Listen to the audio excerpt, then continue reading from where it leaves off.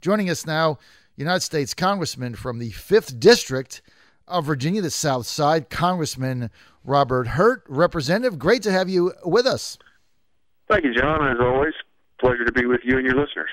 Now, what did you think of your speaker, number one, convening the select committee to further investigate Benghazi, and then make kind of the face of it, if you will, your colleague, Trey Gowdy? Well, I think I was an early supporter of the resolution that would create the select committee. Frankly, with all due respect to the speaker, I really do think this is something that should have been done a long time ago. But I'm glad that it's being done now. And I think that Trey Gowdy, from everything that I've seen, is a perfect selection. I think that he will be fair-minded, but will be aggressive and will not stand down. He's going to be he'll be determined to get to the answers, and that's going to be critical in this. Well, that's all we're trying to do is find out the answers, Congressman. I want you to speak to this. The fact that Congress subpoenaed these emails, got nothing. Judicial Watch had to do an end around and sue the government for these. And now, as you heard in some of the clips perhaps we played earlier, the Democrats are very upset by this, and they're saying it's a waste of taxpayers' money. There isn't anything there. Conspiracy theory, tinfoil hat. It's all to bring down Hillary, etc. Here's my thing. If you don't have anything to hide, what does it matter? Well, listen, I think that this is extremely important. The administration has done nothing but obfuscate and delay and throw up roadblocks. As you say, if you have nothing to hide, then why in the world have you fought us tooth and nail and just trying to get the most basic answers? Listen, the bottom line is this. We find ourselves in a very dangerous world. A great deal of that danger is owing, I believe, to the fact that this president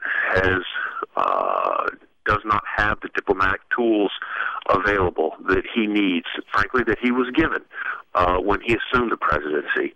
And the reason for that is because this president has not projected strength, has not built those relationships, and has not attracted the admiration of those that we need to depend on to be able to negotiate things like Ukraine, like Iran, like Syria, in a way that again gets us to the right result, does so without having to fire the first round, and those tools are all gone because of I think a failed foreign policy. And diplomacy is a part of that. Now, what is Benghazi? What happened in Benghazi is a signal to those who represent this country in the diplomatic corps and those who defend those who are diplomats that we are that if you get into a firefight, we're not going to have your back. Now, what kind of signal is that? How does that promote American strength and confidence in those who serve us so well? We have soldiers, we have intelligence officers, we have diplomatic officers. All those people are out there on the front lines for us. And when something like this happens and their country does not have their back, that's not something that we should say is not a big deal, or what difference does it make. It makes a huge difference to find out exactly what happened, why it happened, and make sure it never happens again. Look, I think you hit the nail on the head. All we're trying to find out is the truth. And I think that if I was Hillary Clinton right now and I had nothing to hide, I would be saying, hey, I want this thing convened ASAP so I can get all the facts out and get this all behind me before I decide what I'm going to do for 2016. Instead, we're getting the opposite, as you said, obfuscation, stonewalling. And whenever that happens, you got to sit back and say to yourself, if you don't have anything to hide, I don't know why you're upset over it, because you would want the truth to come out. So I think you hit the nail on the head. I want to get, if I can, Congressman Hurt, to the Ukrainian situation. Right now, the violence seems to be escalating to a certain degree. Do you have any idea what the U.S. foreign policy is now on that? Well, we are going to have a briefing on it this week when we're this week in Washington, and I look forward to learning more because I hope there's more more under the surface than apparently what appears on the surface. The bottom line is, and it goes back to what I said earlier.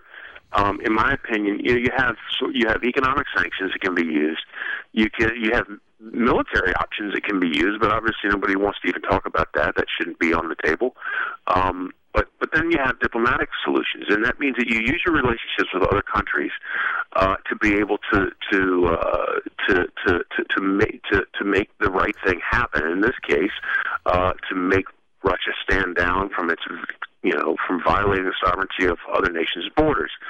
And the bottom line is that this president does not have those tools because he's frittered away that standing. He's frittered away those relationships, and as a consequence, and it's not just with Germany. It's with all the nations that ultimately have something at stake here, and I would suggest to you that we don't have those tools because of that failed foreign policy, and so I think that it's extremely important for us to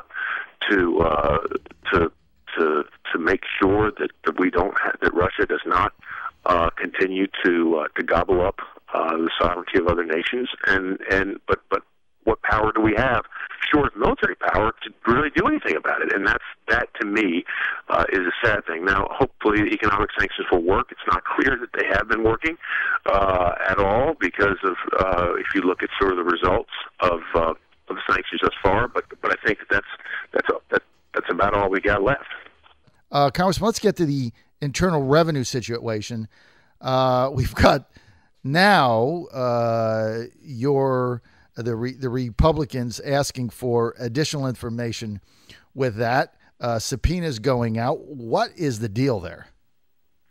Well, it's just more in the pattern of obfuscation and roadblocks that have been put up by this administration and this Justice Department. In this instance, of course, we go back to what I think has got to outrage any Republican, any Democrat, any independent who cares about his or her right to free speech, and that is you have an overbearing IRS that has used that huge power, enormous power, to threaten and intimidate political opponents, people with whom the IRS bureaucrats don't agree. I can't think of anything that's more terrifying, regardless of your political stripe. And the bottom line is that Lois Lerner has become the face of this organization, and she has refused to cooperate, even though, as was pointed out early on, even though, I believe she waived her Fifth Amendment privilege when she gave her opening statement and then chose not to be cross-examined. And I think in this case, the citation for contempt, I wish it had been issued at the time. The bottom line is it's now been issued after 2 hearings in which she's refused to testify. That citation will be on the floor for a vote on the House floor this week. I intend to vote in favor of the citation contempt, and then it will then be referred to the Justice Department for criminal prosecution. And I hope that the Justice Department will prosecute her, and hopefully that will give us some leverage in trying to get information from her. At the end of the day, it may be that some immunity agreement will be required in order to get information from her. I think it's regrettable that we weren't able to get it without that, but at the end of the day, I think it's extremely important to get the information that she has, because obviously she's hiding something. You can't plead the Fifth Amendment unless you have reason to believe that what you say will incriminate you. Now, Congressman Hurt, I don't think I've ever seen this in my lifetime, the number of people that are subpoenaed by Congress, different committees, that just basically thumb their nose at it. I mean, back in the day when you got a subpoena from the Congress of the United States, or you got something, that put the fear of God in people. Now they just blow you guys off. Have you? What's the deal with that? Well, I think a lot of it's rooted in sort of the philosophy of the administration. I think that this Attorney General will go down in history as one of the worst, probably the worst Attorney General in the history of the country. His seeming lack of respect for the rule of law doesn't seem to know any bounds, and I think that he works very closely with his the political allies to use that office for political purposes and to protect this administration's objectives. That's not his job.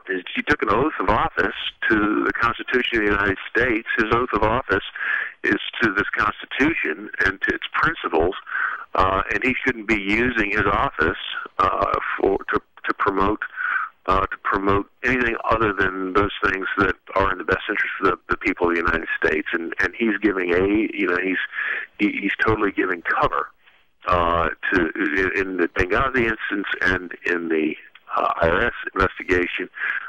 He's not. I don't think he's doing his job, and that's my opinion.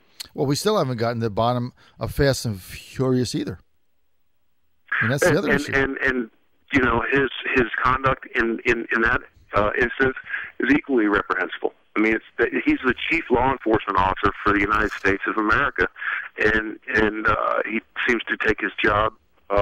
You would think that, in looking the way he performs his job, you'd think that he was the Attorney General for a banana republic. I mean, it's incredible. It's shameful. We're out of time. We want to thank United States Congressman Robert Hurt for being with us. He represents the 5th District of Virginia. That's the South Side.